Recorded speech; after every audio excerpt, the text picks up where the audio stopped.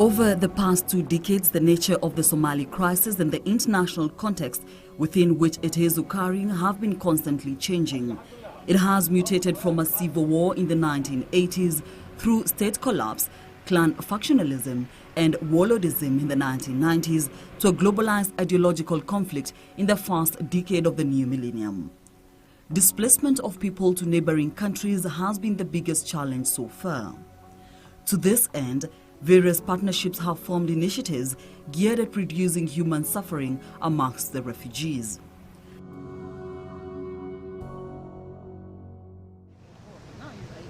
One such partnership is between United Nations Center for Regional Development, United Nations High Commission for Refugees, International Organization for Migration, and United Nations Development Programme. UNCRD Africa office was established in 1992 to support African countries to design and implement effective regional development policies and programs. Our partnership with UNCRD is much valued by both of us. We started the discussion to work together early in 2012. Our relationship with UNCRD began late last year when we had initial consultations. With a donation from the Japanese government, United Nations Center for Regional Development moved to Dadaab refugee camp, whose 99% occupants are Somali citizens. With hindsight of refugee return and collaborating with others for much-needed synergies. And by June 2012, we together went to Dadaab and we accomplished the needs assessment exercise. Where this rapid needs assessment was basically to look at what exactly are the issues on the ground. The gaps that exist and how our partnership could add value in terms of delivering products and outcomes that would improve the livelihood of refugees there. 5 main areas stood out as critical intervention points. Conflict management and prevention. There are 2 types of conflict. There is inter-conflict, which is within the camp, within the refugees themselves, the refugee population. Now, the other conflict is between the host community and the refugee community. And this is this could be as a result of scramble for resources. Conflict amongst the refugees and the host communities was endemic. Peace education and reconciliation building through workshops was one of the key activities that was carried out by the partners to manage the conflict situation. A total of 4 workshops were organized. The first 2 targeted the refugees and the host community respectively, and the other 2 were mixed participants from both refugees and host community took place. We allowed the groups to select their own, the top 3 individuals who could easily train others. So they came over, we trained them within DMO, this office complex that is, and we trained them on almost any area that you think of. We train them in conflict management, small business management, sales and marketing, all those things that you would think of. And we expect them to go back, and after that training, we expected them to go back and actually empower their fellow group members. They were working as carpenters, they were trained together, so they were able to have that common understanding of each other and how it built a peaceful coexistence, if I might say. So they were able to work together, and this helped to ease some of the tensions that might have been felt between the 2 communities. With the business of conflict resolution, there are always challenges. I remember we were supposed to go and do a monitoring visit by UNCRD. The trip had to be postponed twice because of security situation in Dadaab. NGO humanitarian workers were abducted, but fortunately they were released, or they were rescued, I should say, in Somalia and brought back after a few days. But there have been a lot other abductions in the past that have occurred, but also explosions and IEDs, which have aimed at the police mostly and other humanitarian workers. Livelihood and empowerment.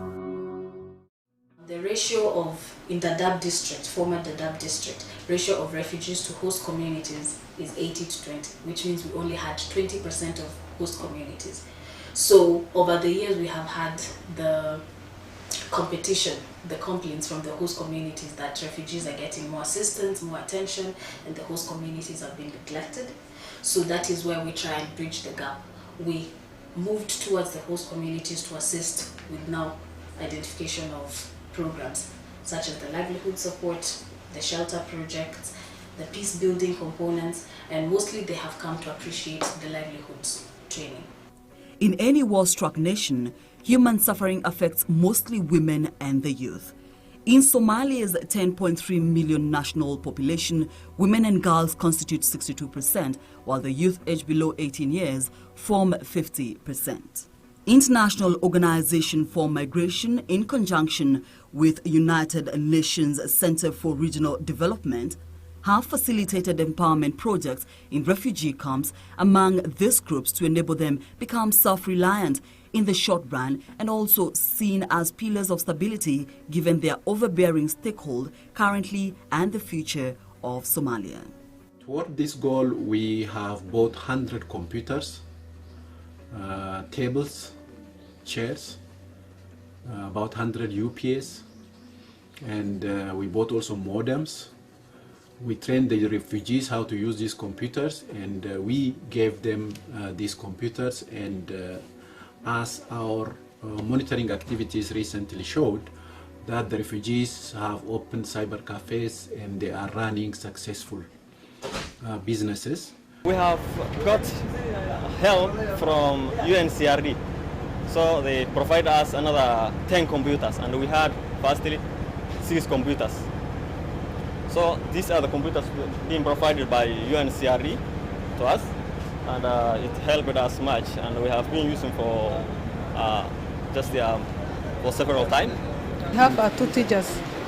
One is teaching the afternoon, one is teaching the morning, and we are paying money.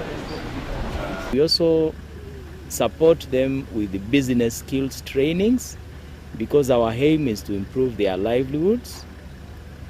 And we support them also with a startup kit, a basic startup kit, which comprises startup tools, startup materials, and a rent for 2 months to rent a business room where they can practice their businesses. We are here with one of the groups which UNCRD supported in improving the livelihood of women's refugees here in the refugee camp. I am with the chair lady who is representing one of the groups. We have supported about 16 groups, and we provided 90 sewing machines, 90 stools, and we also trained them on how to use these machines through several training and capacity building programs. We have also bought some accessories which will help them to maintain the machines. The technicians are here now repairing the machines, improving them so that the machines run very smoothly, effectively. This is in fact one of the follow-up and monitoring activities of the project. We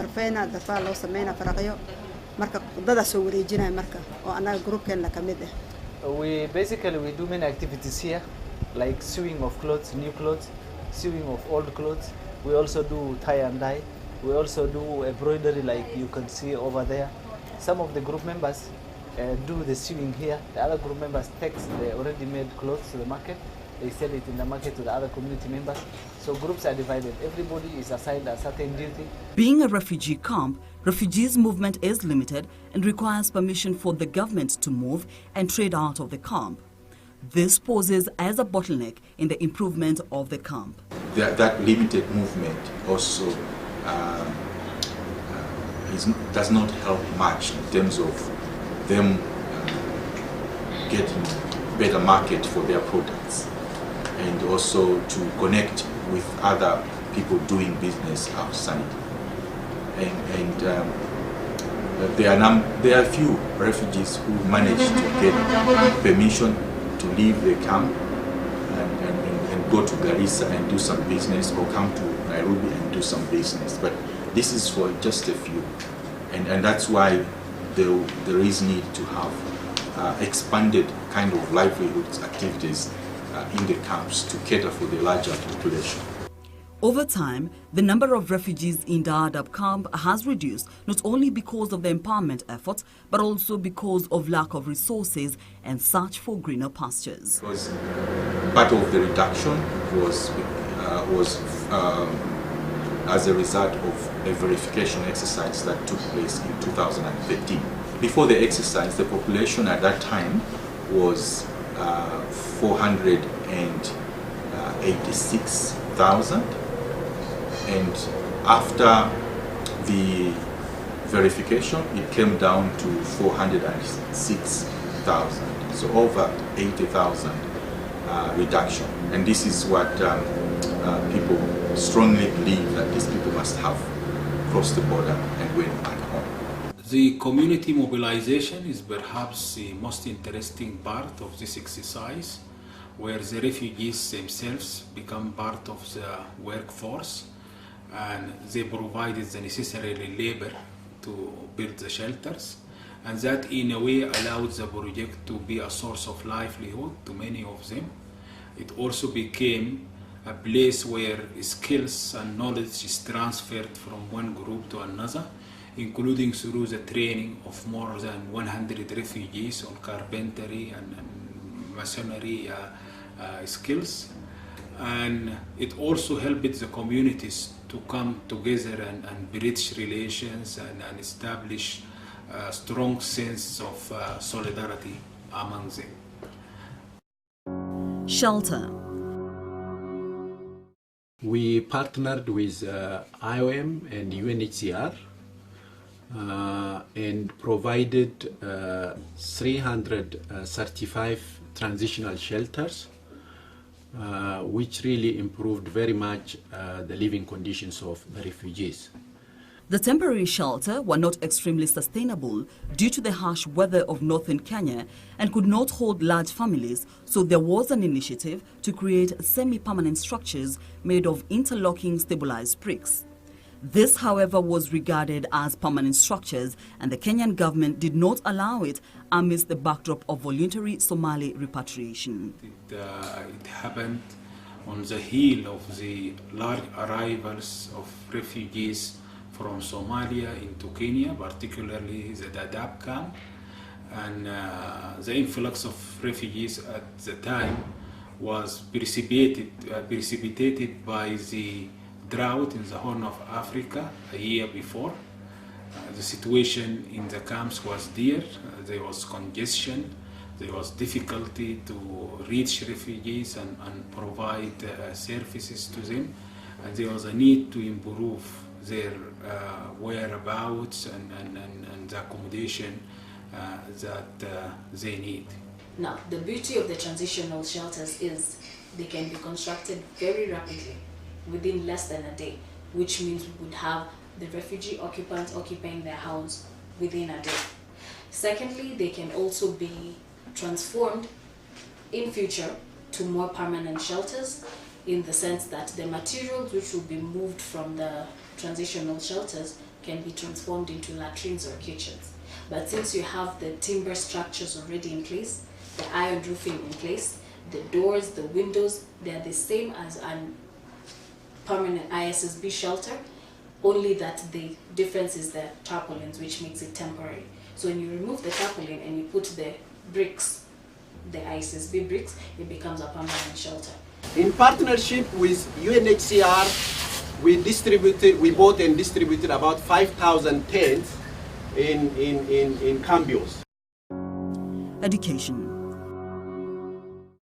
Various stakeholders have come in to educate the refugees on issues that affect them to improve their livelihoods. We partnered with UNICEF and we trained teachers. About 240 elementary school teachers were trained by Garissa Teachers Training College. And this activity has very much improved the quality of teaching in the Dadaab refugee camp, as we have learned later on when we did evaluation. Energy. The environment is highly degraded due to the influx of refugees who have cut down the trees, both for firewood purposes as well as for building their shelter. And the host community has been also cutting the trees and for firewood and also for shelter. And because of that, the area is highly degraded. The partners came together to conduct workshops on environmental conservation management and conflict prevention. Every household in the refugee camps requires energy, some form of energy with which to cook, with which to heat up their houses, especially in the evenings, and also with which to light up in the evenings, because we don't provide paraffin or anything like that. So energy in whatever form is very, very critical here. It's very important. And we also partnered with WFP and we provided 3,000 energy saving stoves. There was an interagency study committee which was formed to look at what is called the safe activities, safe access to fuel and alternative energy. And out of this standing committee, some guidelines were formed on how to address the issue of safe access to fuel and alternative energy. Now, WFP took up these guidelines and piloted the SAFE project in Dadaab. This is a project where UNCRD, when they heard of what we're doing, came in to offer support to expand it to be bigger. On behalf of the United Nations High Commissioner for Refugees, I would like to thank the United Nations Center for Rural Development for coming here today to make this very much needed contribution to the efficient use of energy and sustainable use of environmental resources. We are very grateful at UNHCR for this strong strategic partnership that we have and the support that you have given the residents of the Dadaab camps over the years. The contributions in terms of the size of the population may not be there to meet all the needs, but they are being made in very strategic areas. Recently, UNCRD also partnered with RRDO and FAIDA, and we bought 3,500 energy saving stoves, and we are in the process of distributing these energy saving stoves in the Dadaab area. Our stove has it's very efficient. It's actually one of the most efficient stoves we have in the market. It's capable of reducing up to 50% of fuel consumption. It can also reduce up to 60% of carbon dioxide produced. Can reduce greatly diseases which are caused by indoor house pollution, indoor air pollution. And it's about 30% efficient. So compared to the normal stoves that we store on firewood, which is about 10% efficient. So you can see it has a factor of 3. In total, 6,500 energy-saving stoves were distributed within the Dadaab refugee complex. Firewood distribution program was started in 1998, mainly to address environment degradation and harassment of women and girls in the fields. We have noticed the depletion When we started the project, we could harvest firewood, refugees could harvest firewood from as near as 5-6 kilometers radius of the camp. But currently, the firewood harvesting zones are as far away as 80 kilometers away. We are talking of places like Liboy. Due to the vastness of the camp, other forms of energy were considered. We have been looking at various options that can replace firewood.